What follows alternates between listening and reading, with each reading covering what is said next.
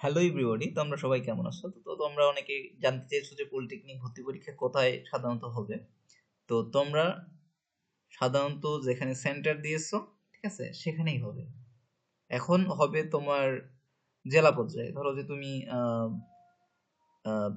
তোমার বাসা ময়মনসিংহ, তো ময়মনসিংহ হয়তো বা ময়মনসিংহ পলিটেকনিক হতে পারে, বা আশেপাশের যে ছোট স্কুল কলেজগুলো আছে সেখানে কিন্তু হবে, ঠিক আছে। বা তোমার বাসা ঢাকাতে, তো ঢাকাতেই তো ঢাকা পলিটেকনিক, ঢাকা মহিলা polytechnic, graphics arts institute, glass and ceramics institute, তারপর আশেপাশে কয়েকটা প্রতিষ্ঠান মেলাই কিন্তু হবে।